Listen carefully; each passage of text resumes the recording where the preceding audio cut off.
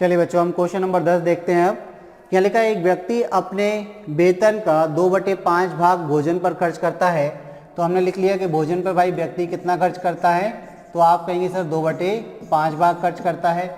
अगर आपसे पूछा जाए कि किराए पर कितना खर्च करता है, तो आप कहेंगे किराए पर सर 3/10 भाग खर्च करता है। और अन्य चीज़ों पर कितना खर्च करता है, तो यहाँ पर अन्य का दिया है भाई कि 1/8 भाग खर्च करता है। अब यदि आपको व्यक्ति का वेतन चाहिए तो कैसे निकालेंगे, जो फ्रैक्शन दिया है, मतलब 2/5 बार भोजन पर, 3/10 किराए पर, 1/8 अन्य पर। तो आपको जो फ्रैक्शन यानी कि भिन्न दिए, इनके हर का आपको एलसीएम लेना है। तो एलसीएम किसका लेंगे आप, एलसीएम लेंगे 5, 10 और 8 का। तो आप कहेंगे कितना आएगा 40। तो 40 क्या आ जाएगा, व्यक्ति का वेतन आ जाएगा। 40 व्यक्ति का वेतन हो गया। अब इसमें से देखिए, अगर हम बात करें भोजन पर कितना खर्च करता है, तो आप कहेंगे सर वेतन का 2/5 आप निकालेंगे, तो आप कहेंगे सर 8 बार कट गया यानी कि 16। अगर हम बात करें किराए पर व्यक्ति कितना खर्च करता है, तो आप कहेंगे सर जो वेतन है 40, उसका कितना खर्च कर रहा है, तो आप कहेंगे सर 3/10। 3/10 निकाला तो यहाँ पर आपका आ गया 12, किराए पर 12। अब बात करें अन्य पर कितना खर्च करता है, तो अन्य चीज़ों पर, अदर्स पर ये 40 का 1/8 खर्च करता है। तो आप कहेंगे सर 8 5 40, तो 5 खर्च करता है। अगर हम बात करें इसका कुल खर्च कितना है, तो कुल खर्च अगर हम बात करें कितना है, तो 26 और 12, तो आप कहेंगे 28 और 5 33। तो कुल खर्चा कितना है इसका 33। तो बचाता कितना है, तो इसकी बचत क्या आएगी, तो आप कहेंगे बचत होगी सर 40 में से आप 33 माइनस कर दीजिए, तो 7 ये बचाता है। तो ये 7 वेतन का कितना भाग है, तो ये 7/40 यानी कि कुल वेतन 40 है, तो उसका 7/40 भाग बचाता है, मतलब 40 वेतन में से 7 बचाता है। यही आपका आंसर है। किस ऑप्शन में दिया है, तो ऑप्शन सी। तो ऑप्शन सी क्या हो गया, आपका आंसर हो गया। क्लियर है।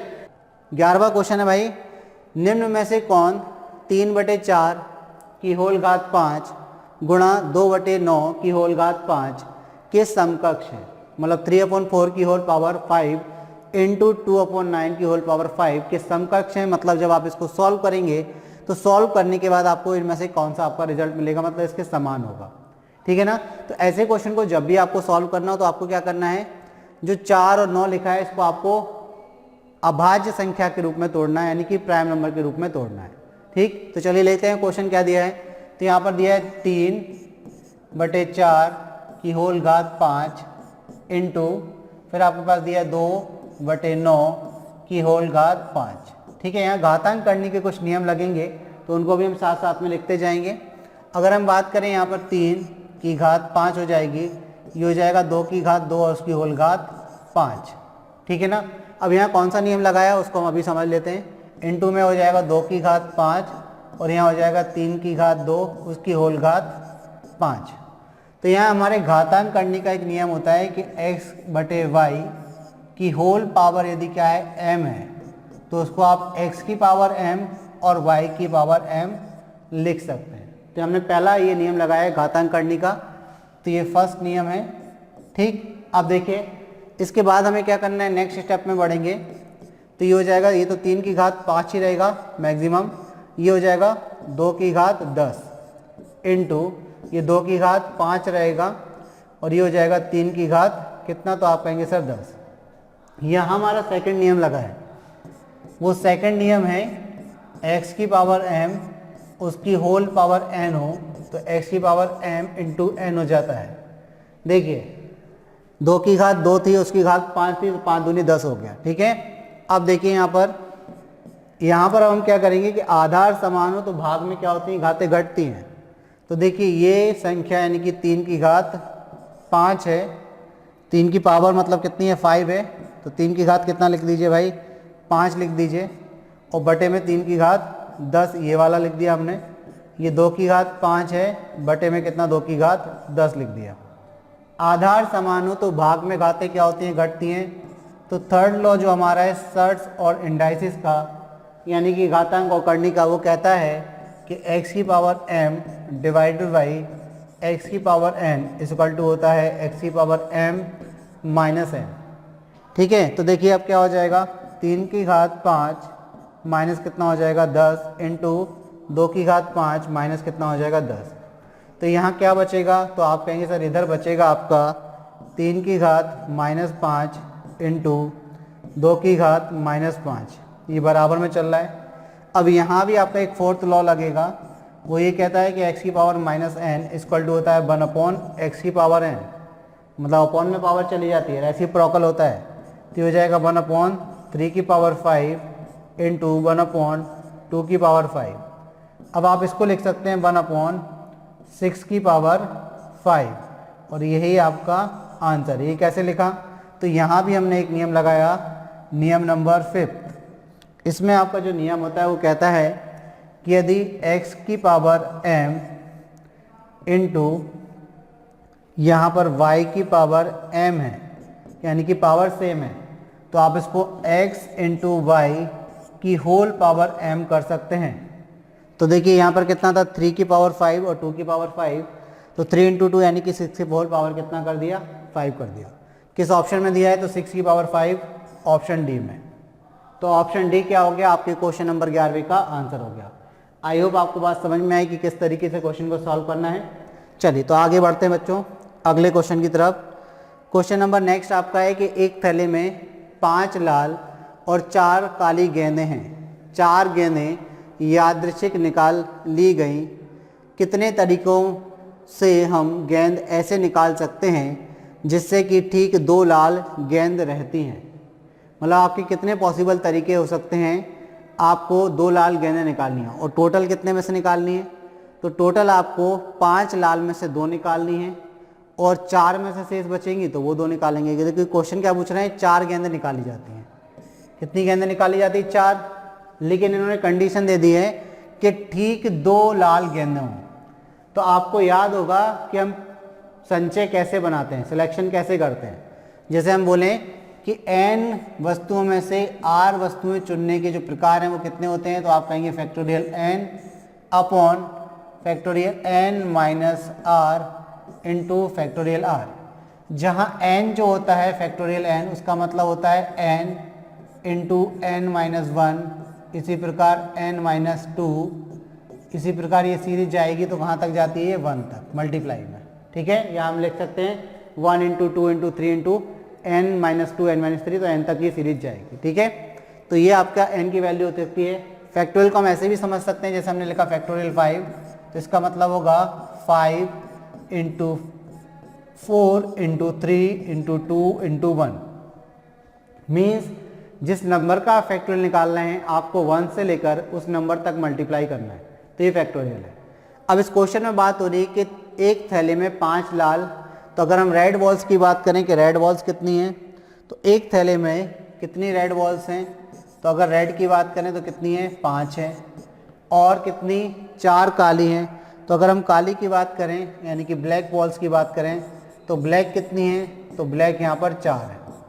अब इन्होंने बोला कि इनमें से कितनी गेंदों का सिलेक्शन करना है, तो टोटल 4 निकालनी है, 4 गेंदें निकालनी है। अब ये जो 4 गेंदें आपको निकालनी है उनमें से ठीक 2 लाल हो। ठीक 2 लाल हो मतलब अगर निश्चित रूप से आप चाहते हैं कि लाल ही गेंद निकलें 2, तो वो तो 5 में से 2 निकलेंगी। तो हम कह सकते हैं कि भाई 5 लाल गेंदों में से 2 लाल गेंद निकालने के प्रकार कितने हो सकते हैं, कितने प्रकार से आप उनका सिलेक्शन कर सकते हैं। तो 2 को निकल गई, लेकिन क्या कंडीशन सेटिस्फाई हुई? नहीं, क्योंकि आपको गेंद कितनी निकालनी, 4। तो अब बाकी जो 2 हैं वो किस में से निकलेंगी, 4 में से। तो 4 में से 2 गेंद चुनने के तरीके, तो 4c2। बस इसको आपको सॉल्व करना है, आपका आंसर आ जाएगा। यहाँ हो जाएगा ये फैक्टोरियल 5 अपॉन में factorial 5 minus 2 into factorial 2 into में फैक्टोरियल 4 और अपॉन में फैक्टोरियल 4 माइनस 2। देखिए NCR होता है ना, n की वैल्यू 4 और CR की वैल्यू 2। ठीक है, और अब इंटू में क्या हो गया, फैक्टोरियल 2 हो गया। चलिए इसको सॉल्व करते हैं। फैक्टोरियल 5 को हम लिखेंगे factorial 5 into 4 into 3 into 2 into 1। बस यहाँ तक लिखते नहीं है, लेकिन आप समझ लीजिए यहाँ आएगा फैक्टोरियल 3, तो 3 को लिखेंगे 3 इंटू 2 इंटू 1। तो बात समझ में आ गई कि ये पूरा कट जाता है। अगर ये पूरा कट जाता है तो फैक्टोरियल को केवल आप कहाँ तक खोलिए, 4 तक। देखिए ये पूरा यहाँ से यहाँ तक कट जाएगा। तो जब कट जाएगा तो फैक्टोरियल आपको किस तरीके से खोलना है एग्जाम में, केवल वहाँ तक खोलना है जहाँ तक आपका नीचे वाला फैक्टोरियल हो। तो कैसे खोलेंगे, तो देखिए फैक्टोरियल 5 को लिखेंगे 5 इंटू 4 और फिर लिख देंगे फैक्टोरियल 3। और ये आपका कितना हो जाएगा फैक्टोरियल 3 इंटू में क्या है 2, तो 2 फैक्टोरियल का मतलब 2 ही होता है, तो फैक्टोरियल 3 से 3 कैंसिल, 2 से ये 2 बार कट गया, ठीक है। इंटू में कितना आ गया, तो आप कहेंगे फैक्टोरियल 4 को भी इसी तरीके से तोड़ते हैं, तो 4 इंटू क्या कर दीजिए 3 कर दीजिए, अपॉन में 4 माइनस 2 यानी कि फैक्टोरियल 2 आ जाएगा। इसके बाद फैक्टोरियल 2 लिखा जाएगा क्योंकि 3 तक खोला आपने, ठीक है। इंटू में क्या है 2, तो फैक्टोरियल 2 का मतलब 2 ही होता है, 2 से 2 ये कट गया, 2 से ये 2 बार, ठीक है। तो अब देखिए कितना हो गया, 5 दूनी 10 और ये कितना हो गया 3 दूनी 6, कितना हो गया भाई, तो आप कहेंगे 5 दूनी 10 और 3 दूनी कितना 6, तो कितना हो गया टोटल 60, यानी कि कितने, यदि आपके पास 5 लाल और 4 काली गेंदे हैं और उनमें से आप 4 गेंदे निकालना चाह रहे हैं और ठीक 2 लाल गेंदे निकले, तो उसकी जो क्रमचय बनेंगे आप कितने तरीके से निकाल सकते हैं, तो टोटल तरीके आपके पास 60 होंगे। तो किस ऑप्शन पर टिक कर देंगे आप, ऑप्शन डी पर, तो ऑप्शन डी क्या हो जाएगा आपका आंसर हो जाएगा। क्लियर होगी बात, चलिए तो आगे बढ़ते हैं, देखते हैं अगले क्वेश्चन को कि भाई अगला क्वेश्चन यानी कि क्वेश्चन नंबर 13 आपसे क्या पूछा गया था। चलिए तो ये थोड़ा सा क्वेश्चन का नंबरिंग में गड़बड़ है, तो ये क्वेश्चन नंबर 13 है, अब आगे 13 है, तो एक बार और रिपीट कर लेते हैं भाई इस क्वेश्चन को। क्वेश्चन नंबर 12 भले ही है लेकिन आप समझ गए कि 12 हम कर चुके हैं, तो ये 13वां क्वेश्चन है, ठीक है, कोई दिक्कत नहीं। अब देखिए आगे बात करें तो ये एक पासा फेंका जाता है, 6 से बड़ी संख्या प्राप्त होने की प्रायिकता। अगर एक पासा फेंक रहे हैं और बोल रहे हैं कि 6 से बड़ा अंक प्राप्त करने की प्रायिकता, तो आप बताइए एक पासा जो होता है, अगर हम पासे की बात करें तो पासे में कहाँ से कहाँ तक अंक होते हैं, तो पहला अंक 1 होता है, दूसरा 2, 3, फिर एक अंक 4, फिर एक 5 और एक 6। तो मैक्सिमम जो इसका अंक होता है वो 6 होता है और जो मिनिमम अंक इसका होता है वो 1 होता है। तो अगर हम मैक्सिमम अंक इसका 6 होता है और ये बोल रहे हैं कि एक पासा फेंका जाता है, तो 6 से बड़ी संख्या प्राप्त होने की प्रायिकता क्या होगी। तो अब आप बताइए 6 से बड़ा अंक आ सकता है क्या। जब आप एक पासे को फेंकोगे तो उसके फलक पर यानी कि फेस पर 6 से बड़ा नंबर यानी डिजिट आ सकता है क्या, तो आप कहेंगे सर बिल्कुल नहीं आ सकता, क्योंकि मैक्सिमम नंबर जो है उसका 6 होता है। तो इसकी प्रायिकता क्या हो जाएगी, तो आप कहेंगे सर इसकी प्रायिकता हो जाएगी 0, तो आपका आंसर क्या आएगा 0, ठीक है। इसकी प्रायिकता क्या बनेगी 0, तो ऑप्शन डी आपका आंसर हो जाएगा। सिंपल क्वेश्चन था। चलिए तो आगे बढ़ जाते हैं क्वेश्चन नंबर अगले की तरफ। यदि 15 संख्याओं का औसत शून्य है तो उनमें से कम कितनी संख्याएं धनात्मक हो सकती हैं। देखिए बात कर रहे हैं कम से कम की, आपको ये चीज़ पे जोर देना है कि कम से कम कितनी संख्याएं धनात्मक हो सकती हैं। अब ये बोल रहे हैं कि 15 संख्याओं का औसत शून्य है। अब औसत शून्य कब हो सकता है, जब उनका जो कुल योग है वो शून्य के बराबर आए। क्यों, क्योंकि देखिए भाई आप जानते हैं औसत क्या होता है, तो अगर हम औसत की बात करें तो आप जानते हैं कि औसत बराबर होता है प्रेक्षण, मतलब ऑब्जर्वेशन का सम ऑफ ऑब्जर्वेशन, यानी कि प्रेक्षणों का योग और अपॉन में होता है प्रेक्षणों की संख्या। क्या होता है, प्रेक्षणों की संख्या, तो प्रेक्षणों का योग बटे में प्रेक्षणों की संख्या। तो संख्या भले ही प्रेक्षणों की कुछ भी रहे, अगर औसत शून्य हो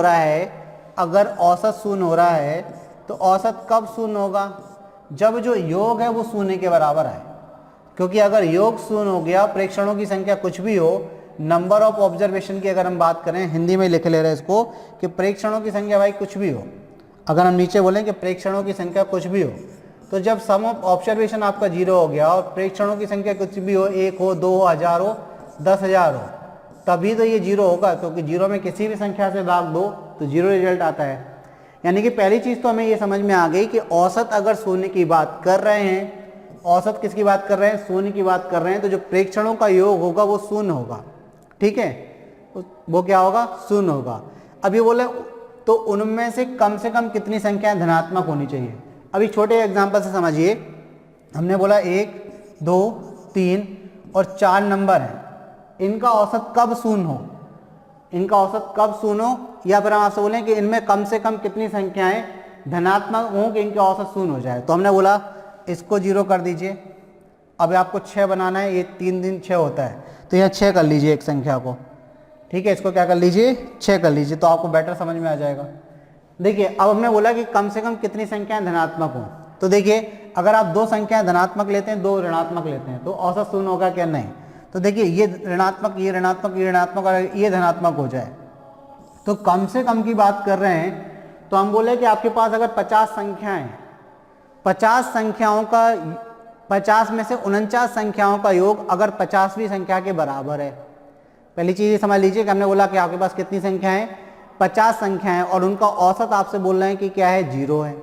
अगर औसत 0 है तो आपको पता है कि 50 संख्याओं का योग क्या होगा? 0 होगा। तो हमने बोला कि आपके पास जो 50 संख्याएं हैं उनमें से 49 कैसी हैं? 49 संख्या यानी कि 49। हमने क्या बोला कि उनमें से 49 संख्या यानी कि 49 संख्याएं कैसी हैं? ऋणात्मक हैं। कैसी हैं? ऋणात्मक हैं, यानी कि नेगेटिव है। कैसी है? नेगेटिव है। और हमने बोला जो एक संख्या बची है वो कैसी है? धनात्मक है। वो कैसी है? धनात्मक है। केवल एक संख्या कैसी है? धनात्मक है। लेकिन जो 49 संख्याओं का योग है वो किसके बराबर होना चाहिए? 50वीं संख्या के बराबर होना चाहिए। तब इनका सभी का योग यानी कि 50 का योग 0 हो जाएगा कि नहीं? जैसे यहाँ देखिए इन तीन संख्याओं का योग माइनस का 6 आ रहा है और एक संख्या आपकी प्लस की 6 है, तो इनका जब योग करेंगे तो कितना आएगा? 0 आएगा कि नहीं? तो बिल्कुल 0 आएगा। मतलब भले कितनी भी संख्या आपको दी है उनमें से केवल अगर एक आपकी धनात्मक हो गई, और वो भी धनात्मक इस प्रकार से कि बाकी जो संख्याएं थी उन सबका योग जो एक धनात्मक संख्या उसके बराबर होना चाहिए। तो ठीक है, क्या हो जाएगा? उनका योग 0 हो जाएगा। योग 0 हो गया तो औसत भी 0 हो जाएगा। तो इस प्रकार इन्होंने बोला है कि यदि 15 संख्याओं का औसत शून्य है तो हमने बोल दिया कि 14 संख्याएं कैसी हैं? तो हमने बोल दिया कि 14 की 14 संख्याएं कैसी हैं? तो ऋणात्मक हैं। हमने क्या बोल दिया कि 14 संख्याएं कैसी हैं? 14 संख्याएं यहाँ पर ऋणात्मक हैं, यानी कि नेगेटिव है। 14 संख्याएं ऋणात्मक हैं। लेकिन हमने बोला कि जो 15वीं संख्या है, जो 15वीं संख्या है वो कैसी है? धनात्मक है। अगर वो धनात्मक है तो एक कंडीशन जरूर होनी चाहिए कि इन 14 का जो योग होगा वो इस 15 के बराबर होना चाहिए, क्योंकि ये ऋणात्मक योग आएगा और ये 15 धनात्मक, तो इनका योग कैसा हो जाएगा? शून्य के बराबर हो जाएगा। तो हम कह सकते हैं कि कम से कम कितनी? तो कम से कम केवल एक संख्या आपकी धनात्मक होनी चाहिए।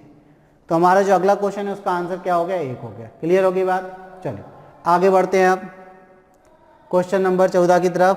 तो देखिए अगला क्वेश्चन जो हमारा है उसको समझ लीजिए। वर्ग 1 के 24 छात्रों के भार का औसत 58 किलोग्राम है। तो देखिए इन्होंने बोला है कि वर्ग, तो आपको वर्ग दिया है यहाँ पर कौन सा? सेक्शन होते हैं ना, क्लास के सेक्शन बटे होते हैं। तो ये सेक्शन ए है, उसमें कितने स्टूडेंट हैं? 24। तो ये अगर हम बात करें छात्र कितने हैं? 24। इनका औसत भार कितना है? तो अगर हम इनके औसत भार की बात करें, औसत भार, तो औसत भार आप समझते हैं मतलब कितना है? 58 किलोग्राम, 58 किलोग्राम।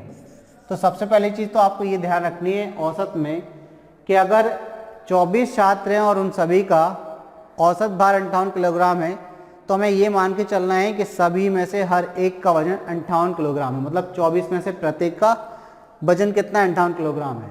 जबकि उसी कक्षा के वर्ग बी के, तो वर्ग बी की बात करें तो चलिए वर्ग बी ले लेते हैं। वर्ग बी के कितने? 26 छात्रों का औसत भार कितना है? तो आप कहेंगे सर 60.5 किलोग्राम है। 60.5 किलोग्राम है। अब इन्होंने बोला कक्षा के सभी 50 छात्रों का औसत भार कितना है? तो कक्षा के सभी 50 क्यों बोल रहे हैं? क्योंकि 24 ही हैं, 26 ही हैं, टोटल 50 हो गए। तो ये पूरे के पूरे 50 छात्रों का औसत भार आपसे पूछ रहे हैं कि कितना होगा। तो यहाँ आपको एक वैल्यू लानी है कि वो औसत भार कितना होगा। तो देखिए इस क्वेश्चन को हम जो तरीका बता रहे हैं बहुत अच्छा तरीका है और आपको समझ में भी आएगी बात कैसे करना है। अब आप जानते हैं कि इन्होंने बोला कि जो वर्ग ए है उसमें 24 छात्र हैं और उनका औसत वजन 58 किलोग्राम है। मतलब 24 में से हर एक का वजन 58 किलोग्राम है। और जो वर्ग बी है उसमें 26 छात्र हैं, उनका औसत भार या वजन कितना है? 65.5 किलोग्राम है। मतलब बी में जो 26 छात्र हैं उनमें से हर एक का वजन 60.5 किलोग्राम है। ठीक है, तो अब हम क्या करेंगे? एज्यूम करेंगे। एज्यूम क्या करेंगे? हम मानेंगे। हमने माना, अब पुरानी कक्षाओं में याद आ जाएगी आपको, हमने माना कि पूरे के पूरे जो 50 लोग हैं, ये पूरे के पूरे 50 का औसत माना। 50 लोगों का औसत हमने माना। देखिए जो चीज़ मानते हैं उसकी वैल्यू निकालनी पड़ती है। तो ये 50 का औसत हमने कितना मान लिया? 58 किलोग्राम मान लिया। अगर हमने पूरे के पूरे 50 छात्रों का औसत वजन 58 मान लिया, तो इसका मतलब वर्ग एक के जो 24 छात्र थे और वर्ग बी के थे, उनमें से हर एक का वजन कितना होना चाहिए? 58 होना चाहिए जब माना तो। लेकिन आप देखिए ये तो सेटिस्फाई कर रहा है 58, लेकिन ये 60.5 सेटिस्फाई नहीं कर रहा है। तो इसमें हर एक का वजन कितना ज़्यादा निकल रहा है 58 से, तो 60.5 में से आप 58 को माइनस कर दीजिए। तो जैसे ही आप माइनस करेंगे तो ये 5 0 और ये कितना आ जाएगा 2, यानी कि 2.5 किलोग्राम वजन कैसा ज़्यादा निकल रहा है वर्ग बी के छात्रों का, हर एक छात्र का। तो वर्ग बी में छात्र कितने हैं? तो वर्ग बी में आप कहेंगे सर 26 छात्र हैं, तो 26 छात्रों का 2 यानी कि 2.5 के हिसाब से कितना वजन ज़्यादा निकलेगा? तो देखिए 26 का मल्टीप्लाई 2.5 में करना है। किस तरीके से करोगे? तो देखिए 26 इंटू 5/2 2.5 होता है, ये आपका कितना हो जाएगा 13, 13 पंचे 65 कितना? तो 65 किलोग्राम वजन जो है वो एक्स्ट्रा आ रहा है। ये एक्स्ट्रा क्यों आ रहा है? बाहर निकल रहा है इतना वजन, क्योंकि हमने 58 किलोग्राम वजन माना, जबकि 58 नहीं होगा, उससे क्या होगा ज़्यादा होगा, तभी तो ये 65 किलोग्राम बच रहा है वजन। अभी 65 किलोग्राम बच रहा है तो उसको किस में बांट दीजिए? 50 छात्रों में बांट दीजिए। अब 50 में से हर एक का वजन आपने कितना माना? 58 किलोग्राम माना।